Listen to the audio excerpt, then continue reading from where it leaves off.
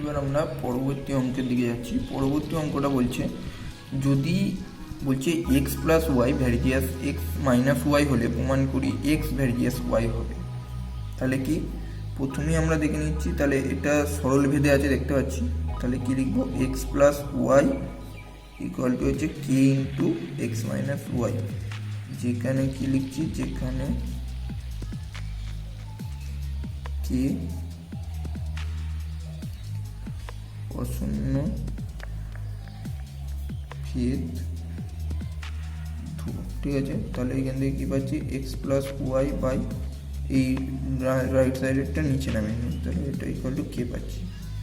এবার হচ্ছে আমরা কি করব, যোগ ভাগ করব। তাহলে x plus Y plus x minus y divided by x plus Y minus x plus y equal to হচ্ছে কে, এটা মানে হচ্ছে কে বাই ওয়ান। তাহলে হচ্ছে K plus one by K minus one. এটা কী প্রক্রিয়া, এটা হচ্ছে যোগ ভাগ প্রক্রিয়া, যোগ ভাগ প্রক্রিয়া, যোগ ভাগ প্রক্রিয়া। তাহলে এখান থেকে কী দেখতে পাচ্ছি, ওয়াই ওয়াই কেটে যাচ্ছে, এখানে এক্স এক্স কেটে যাচ্ছে, তাহলে কী পাচ্ছি, two X by two Y equal to কী পাচ্ছি, K plus one by K minus one. এটা ইকুয়াল টু হচ্ছে কে ওয়ান ধরে নিলাম, যেখানে কে ওয়ান হচ্ছে একটা অশূন্য ভেদ ধ্রুবক, ঠিক আছে। তাহলে এখানে টু টু কেটে যাচ্ছে, তাহলে x by Y equal to হচ্ছে কে ওয়ান পাচ্ছি, और এক্স ইকুয়াল টু তাহলে কী পাচ্ছি, ওয়াই কে ওয়ান ইন্টু ওয়াই। সো কে ওয়ানটা একটা অশূন্য ভেদ ধ্রুবক, তাহলে কী লেখা যায়, এক্স ভ্যারিজিয়াস ওয়াই। তাহলে এইটাই প্রমাণ করতে দিয়েছিল এক্স ভ্যারিজিয়াস ওয়াই হবে, তাহলে এটা প্রমাণিত হয়ে গেল, প্রমাণিত হয়ে গেল, ঠিক আছে। তাহলে কী করলাম আরেকবার বলে দিই, যে এখানে সরল ভেদে আছে, তাহলে এক্স প্লাস ওয়াই গুলো কে ইন্টু এক্স মাইনাস ওয়াই লিখতে পারি, কে হচ্ছে একটা অশূন্য ভেদ ধ্রুবক। তাহলে কী লিখলাম, এক্স প্লাস ওয়াই, এইটাকে আমরা লেফট সাইডে নামিয়ে নিলাম, তাহলে x minus y equal to k by কিছু নেই মানে কি আছে, কে বাই ওয়ান। তাহলে এবার যোগ ভাগ প্রক্রিয়া, যোগ ভাগ প্রক্রিয়া মানে হচ্ছে এইটা প্লাস হচ্ছে নিচেরটা ডিভাইডেড বাই এইটা মাইনাস হচ্ছে এই নিচেরটা। তাহলে কী করছি, X plus Y plus x minus Y by x plus Y minus দিলাম সামনে, তাহলে মাইনাস এক্স মাইনাস মাইনাসে প্লাস ওয়াই, আর এটা হচ্ছে কে, তাহলে K plus one by K minus one. তাহলে ওয়াই ওয়াই কেটে গেলো, এক্স এক্স কেটে গেলো, তাহলে two X by two Y equal to K plus one by K minus one. এটাই আবার একটা অশূন্য ধ্রুবক, তাহলে হচ্ছে এটাকে ধরে নিলাম একটা কে ওয়ান, কে ওয়ান হচ্ছে অশূন্য ধ্রুবক। তাহলে x by Y equal to কী পাচ্ছি, কে ওয়ান। তাহলে এক্স ইকুয়াল টু কী পাচ্ছি, কে ওয়ান ইন্টু ওয়াই। তাহলে এবার কে ওয়ান যদি একটা অশূন্য ধ্রুবক হয়, তাহলে আমরা কী লিখতে পারি, এক্স ভ্যারিজিয়াস ওয়াই। তাহলে এটা প্রমাণ হয়ে গেল। দ্বিতীয় অঙ্কে যাচ্ছি আমরা।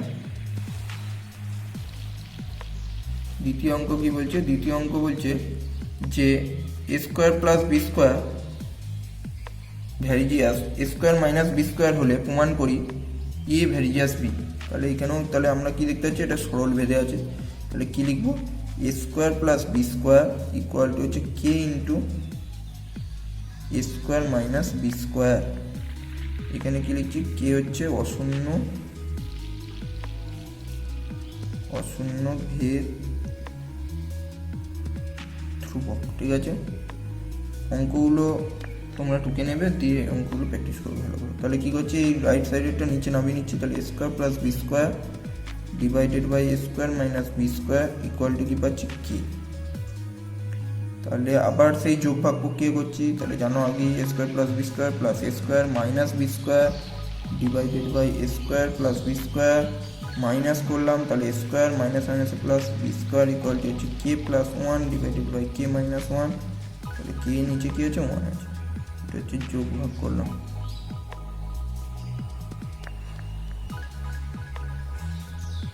যোগ ভাগ প্রক্রিয়া প্রয়োগ করে পাই, তাহলে কী পাচ্ছি দেখো, এখানে বি স্কোয়ার কেটে গেলো, এখানে স্কোয়ার কেটে গেলো, তাহলে two A square by two B square equal to হচ্ছে K plus one by K minus one. Two two কেটে গেল, তাহলে square by B square equal to কী পাচ্ছি, K plus one by K minus one. তাহলে হচ্ছে A square equal to হচ্ছে K plus one by K minus one into B square. তাহলে এবার দুদিকে বর্গমূল করে দিচ্ছি, তাহলে a ইকুয়াল টু কী পাচ্ছি, root of k1 plus by k1 minus 1 into B. যেখানে এটাতে হলো, তারপরের টার্মটা কি লিখবো তাহলে, তারপরের টার্মটা a ইকুয়াল টু হচ্ছে এই যে টার্মটা, এই টার্মটাকে আমরা k1 ধরে নিলাম, k1 ইন্টু বি। যেখানে এখানে লিখে দিচ্ছি, যেখানে k plus by k minus root equal to হচ্ছে k1 সমান হচ্ছে অশূন্য ধ্রুবক, অশূন্য ধ্রুবক বা অশূন্য ভেদ ধ্রুবক, যা কি লিখতে পারো। তাহলে এটা থেকে আবার কি লিখতে পারি, তাহলে এ ভ্যারিজিয়াস বি। এটাই প্রমাণ করতে দিয়েছিল, ভালো করে দেখো কি প্রমাণ করতে দিয়েছিল। প্রমাণ করি A square plus B square varies as square minus B square হলে প্রমাণ করি যে এ ভ্যারিজিয়াস বি। তাহলে এখান থেকে আমরা কি পেয়ে গেলাম, এ ভ্যারিজিয়াস বি। তাহলে প্রমাণিত হয়ে গেল, প্রমাণিত। এইভাবে অঙ্ক করতে হবে সুন্দরভাবে, অঙ্ক একদম পরিষ্কার থাকবে খাতা, সুন্দরভাবে অঙ্ক করতে হবে। তাহলে এই অঙ্কটাও হয়ে গেল, সেম অঙ্ক। পরবর্তী আমরা অঙ্কতে যাবো এবার। হ্যাঁ, পরবর্তী অঙ্কতে যাওয়ার আগে আমাদের আর একটা উপপাদ্য, এই যে ভেদের যে উপপাদ্য আর একটা আছে, সেটা হচ্ছে যৌগিক ভেদের উপপাদ্য। যৌগিক ভেদের উপপাদ্যতে কি বলছে, বলছে এক্স ওয়াই জেড তিনটি চলরাশি হলে, এতক্ষণ আমরা কি দেখছিলাম, দুটো চলরাশি এক্স ওয়াই, এবার হচ্ছে তিনটে চলরাশি হয়ে যাচ্ছে এক্স ওয়াই জেড। যে এক্স ভ্যারিজিয়াস ওয়াই, যেখানে হচ্ছে জেড ধ্রুবক, এবং এক্স ভ্যারিজিয়াস জেড যেখানে ওয়াই ধ্রুবক। যেখানে এক্স ভ্যারিজিয়াস ওয়াই যেখানে হচ্ছে জেড ধ্রুবক, এবং এক্স ভ্যারিজিয়াস জেড যেখানে হচ্ছে ওয়াই ধ্রুবক। তাহলে আমরা এটাকে কি লিখতে পারি, যৌগিক ভেদের উপপাদ্য অনুযায়ী x varies as y into z, x varies as y into z যখন হচ্ছে ওয়াই ও জেড উভয়ই পরিবর্তিত, কোনো ধ্রুবক নেই এখানে। তাহলে এটা হচ্ছে যৌগিক ভেদের উপপাদ্য। এই উপপাদ্যটাও মনে রাখতে হবে যে তিনটে চলরাশি এক্স ওয়াই জেড হলে x varies as y, x varies as z হলে এক্স ভ্যারিজিয়াস ওয়াই জেড লেখা যায়, যেখানে ওয়াই এবং জেড উভয়ই পরিবর্তিত। তারপরের অঙ্কগুলো দেখবো এই যৌগিক ভেদের উপপাদ্যের অনুযায়ী।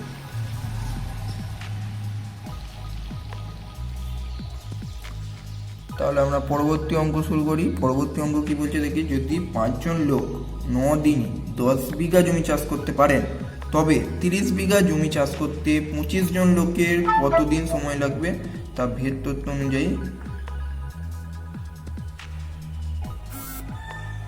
তত্ত্ব অনুযায়ী নির্ণয় করি। তাহলে আমরা কি করব, ফার্স্টই হচ্ছে ধরি জনসংখ্যা বা লোক সংখ্যা এ ধরলাম, দিন সমান বি ধরলাম, এবং জমির যে পরিমাণ সেটা সমান সি ধরলাম। ঠিক আছে, এই তিনটে ধরে নিলাম। এবার আমরা কি দেখতে পাচ্ছি, যে যদি লিখতে হবে,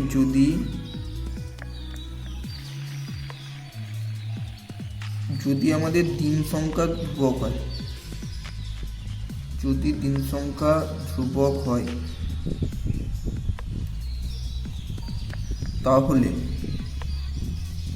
তাহলে লোক সংখ্যা ও জমির পরিমাণ, লোক সংখ্যা ও জমির পরিমাণ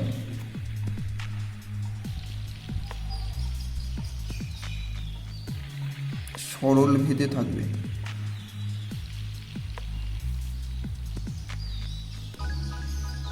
তাহলে লোক সংখ্যা যদি বাড়ে, তাহলে আমাদের ওই একই দিনে, যদি আমরা ধরি একটা পুকুর কাটছি, 10 দিনে 20 জন লোক লাগছে পুকুরটা কাটতে, দিনটা ফিক্স, মানে কি 10 দিনই লাগবে। আমি যদি 50 জন লোক লাগাই, তাহলে আমার কি আরও বেশি পুকুর কাটা হবে, 20 দিনে একটা হয়ে গেল, আর একটা পুকুর হবে 20 দিনে। তবে তাহলে কি লোক সংখ্যা বাড়লে জমির পরিমাণ সংখ্যাও বাড়ছে, তার মানে কি জমি সংখ্যা লোক সংখ্যাটা সরল ভেদে আছে। তাহলে কি লিখতে পারি আমি, যে এ ভ্যারিজিয়াস সি যখন বি ধ্রুবক,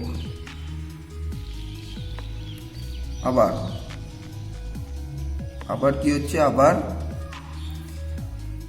যদি সি ধ্রুবক হয়, যদি সি ধ্রুবক, আবার সি ধ্রুবক হয়,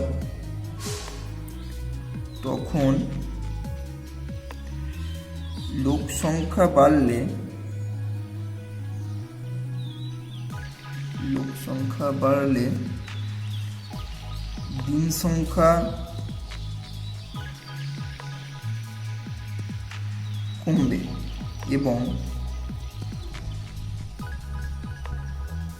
এবং দিন সংখ্যা বাড়লে লোক সংখ্যা কমবে। অর্থাৎ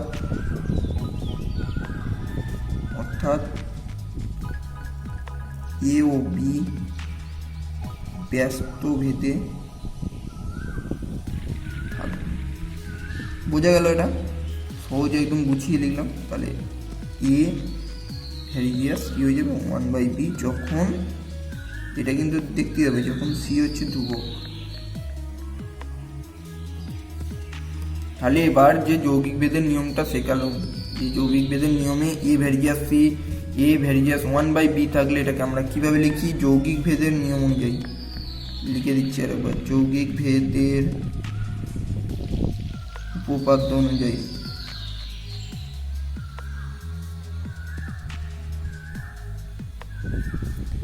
এ ভ্যারিজিয়াস c/b লেখা যায়। তাহলে এটা কি আমরা কি লিখতে পারি? a equal to K into c/b, যেখানে কে হচ্ছে অশূন্য ভেদ ধ্রুবক।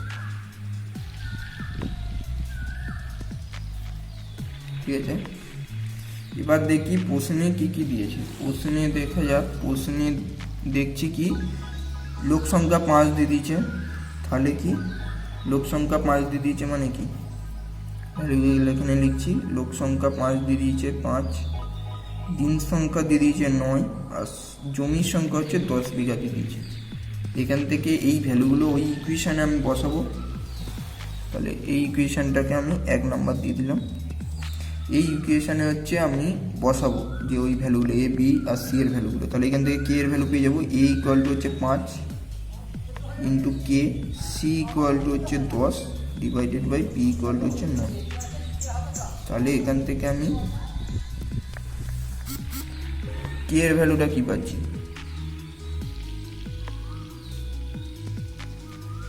কে এর ভ্যালু কি পাচ্ছি? কে ইকুয়াল টু হচ্ছে 5 ইন্টু 9 ডিভাইডেড বাই 10 সমান হচ্ছে 5 দুগুণে 10 সমান 9/2 পাচ্ছি।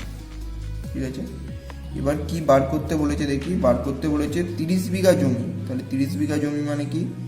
সি ইকুয়াল টু 30 বলে দিচ্ছে। ও আর তার আগে হচ্ছে এই যে 9/2 বেরোলো, তাহলে ইকুয়েশনটা এখান থেকে কি বেরোবে? এ ইকুয়াল টু 9/2 c/b, এটা পাচ্ছি ইকুয়েশন। ঠিক আছে, এবার হচ্ছে সি ইকুয়াল টু 30 বলে দিয়েছে, বলেছে 25 জন লোক মানে হচ্ছে কি এ ইকুয়াল টু হচ্ছে 25। তাহলে কত দিন সময় লাগবে? বি ইকুয়াল টু বার করতে হবে। তাহলে এখানে যদি আমরা বসিয়ে দিই, এখানে সব কটা বসিয়ে দিচ্ছি। বসিয়ে দিলে কি পাচ্ছি? A equal to 25 9/2 into C equal to হচ্ছে 30/বি। তাহলে বি এর ভ্যালু কি পাচ্ছি? তাহলে বি ইকুয়াল টু কি পাচ্ছি? 9 ইন্টু 30 ডিভাইডেড বাই 2 ইন্টু 25। তাহলে 5 দিয়ে কাটছি, 5 6 30, 5 5 হচ্ছে 2 3 6 হচ্ছে সমান হচ্ছে 27/5। এত দিন সময় লাগবে। ঠিক আছে, উত্তর বেরিয়েছে 27/5 দিন। এইভাবে আমরা করতে। তাহলে আজকে এই পর্যন্তই হলো। এর পরবর্তী অঙ্ক নেক্সট ভিডিও। Thank you.